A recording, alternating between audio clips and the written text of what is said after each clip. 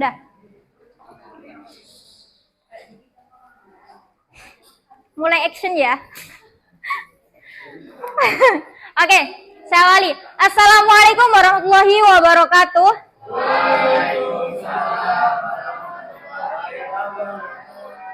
Lemes sekali. Saya ulangi ya. Assalamualaikum warahmatullahi wabarakatuh.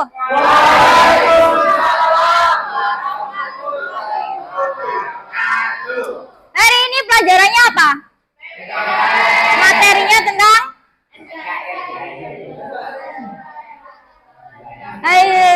apa? Ya. Masih semangat? Ada yang tidak masuk hari ini? Berapa? Kenapa? Dua-duanya sakit? Sudah berapa lama? Baru sehari ini. Baru hari ini. Biasanya kalau sakit itu dijenguk atau enggak? Kalau tergantung, kalau misalnya sakitnya sudah lebih dari waktu seminggu itu. Oh iya. Oke, hari ini kita akan mempelajari materi tentang NKRI dan kedaulatan wilayah. Apa sih NKRI itu?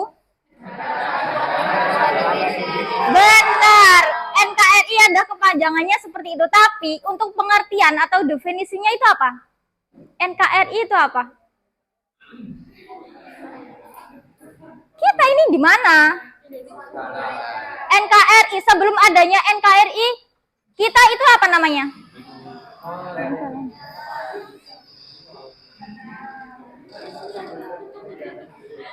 Apa?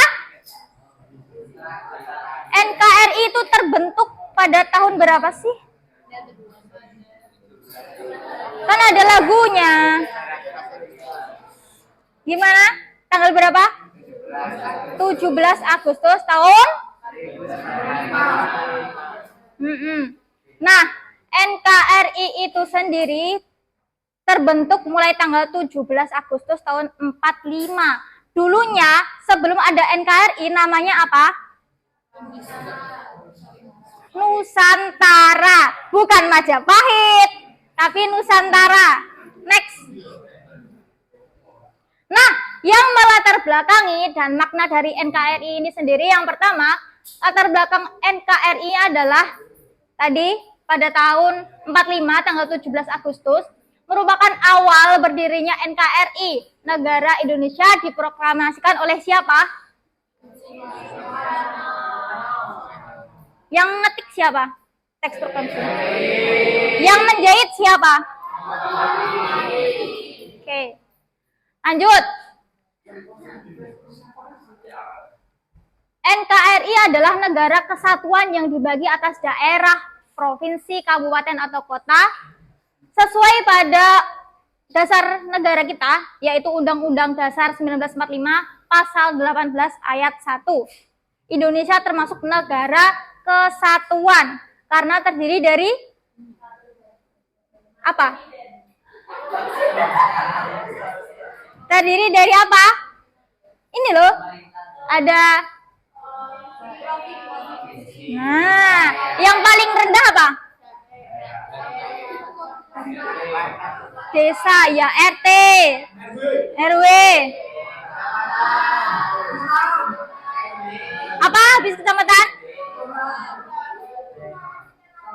Kecamatan sama kelurahan apa sih bedanya?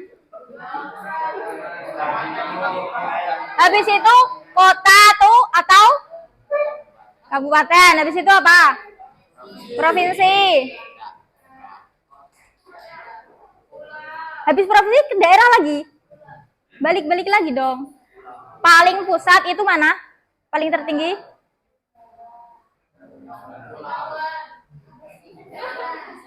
Apa sih? Kan tadi mulai dari desa. Desa itu apa? Tingkat RT, RW, kemudian kabupaten atau kota, provinsi, kemudian yang pusat. Berarti kita pusatnya di mana sih? Dulu di Jakarta ya. Ya. Ibu kotanya. Kemudian selanjutnya next. Bentuk pemerintahan NKRI. Kita Indonesia bentuk pemerintahannya apa? Republik itu apa? Pimpinan presiden republik apa?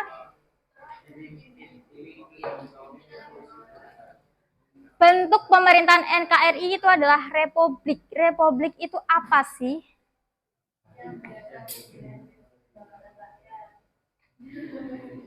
Sesuai dengan PPT ya. Diselenggarakan berdasarkan prinsip kedaulatan rakyat. Kedaulatan rakyat. Kedaulatan itu apa? Kedaulatan, kebebasan, boleh. Selain itu,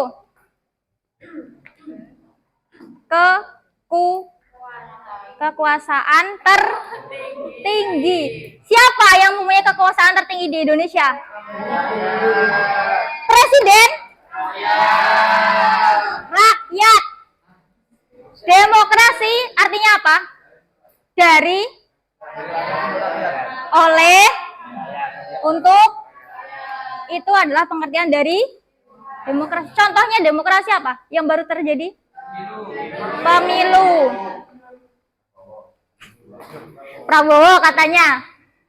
Nah, jadi kedaulatan tertinggi itu ada di tangan rakyat. Apapun berpusat pada rakyat. Tapi kebijakannya siapa yang buat? Pemerintah.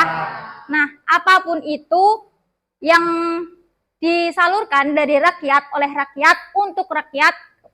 Nah, itu diaplikasikan atau diproses dari pemerintahan menuju ke rakyat itu kembali ke rakyat lagi. Selanjutnya, next. Nah, sebagai negara kepulauan, Indonesia memiliki banyak wilayah perbatasan dengan negara lain.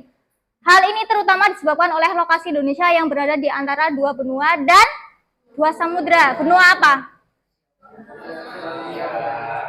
Samudra?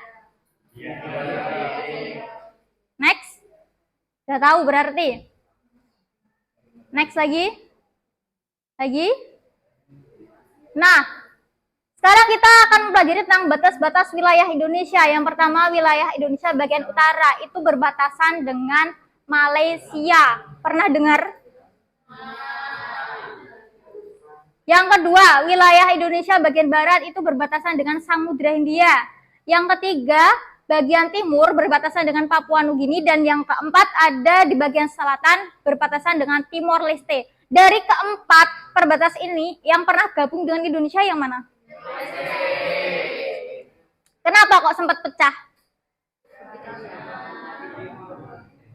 Pernah tahu? Itu terjadi waktu pemerintahannya siapa sih? Soeharto, Soekarno, B.J. Habibie. Siapa? Pemerintahnya siapa? Presiden siapa? B.J. Habibie. Benar? Bukan Gus Dur? Kalau Gus Dur melepaskan apa? Papua. Sempat mengganti nama Papua. Dulunya apa? Irian Jaya. Lanjut. Next. Nah, kedaulatan wilayah ini juga berhubungan dengan sengketa. Indonesia itu sampai saat ini masih berhubungan atau masih apa istilahnya? Masih ada kasus mengenai sengketa wilayah. Khususnya yang paling dekat dengan kita itu wilayah mana? Yang bahasanya mirip dengan kita? Malaysia. Sampai saat ini perebutan wilayah itu masih terjadi antara Indonesia dengan Malaysia. Contohnya, kalian pernah dengar kasus Sipadan dan Ligitan? Pernah? Nah, itu terjadi di wilayah mana? Selat mana? Makassar. Ya, ini ada sih nggak sih? Ya, ini terjadi di Selat Makassar tahun yang dulunya tahun apa ini? Ya, 67. Kemudian pada tahun 98 masih diperjuangkan oleh Malaysia dan akhirnya disetujui dalam persidangan.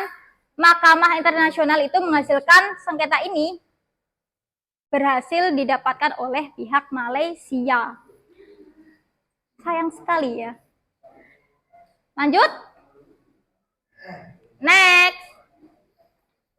Yang kedua ada sengketa perebutan Blok Ambalat antara Indonesia dengan Malaysia lagi. Jadi karena saling bersaudara, jadi royok-royokan warisan. Nah, di sini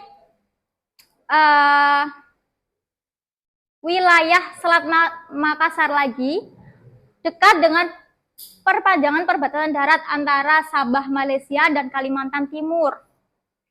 Sengketa ini belum terselesaikan dan Blok Ambalat masih menjadi milik Indonesia.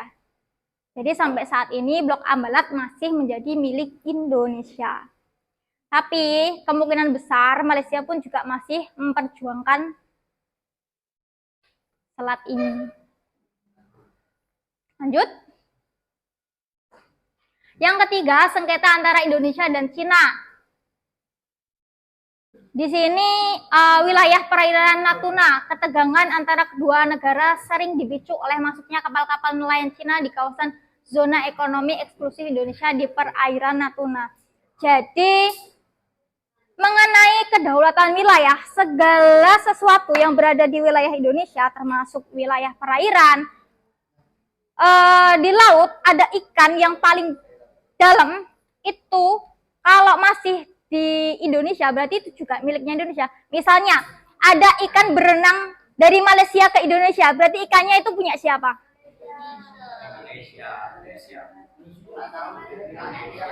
Ada ikan yang berenang sengaja untuk ke Indonesia. Ya Allah. Berarti kalau itu sudah berada di wilayah Indonesia, berarti itu juga milik Indonesia. Indonesia berhak untuk memilikinya. Karena ikan itu kan tidak bisa dikendalikan.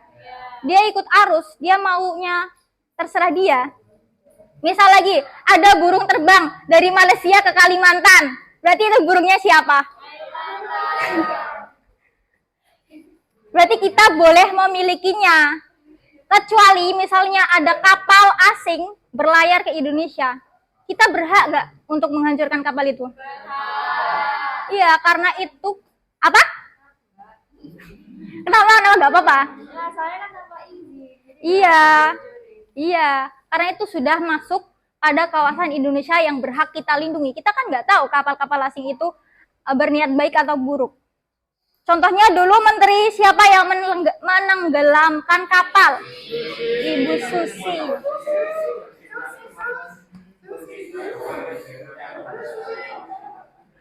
Oke ya, untuk materi tentang NKRI dan kedaulatan saya kira cukup hari ini. Sekarang kita lanjutkan pada materi hak dan kewajiban.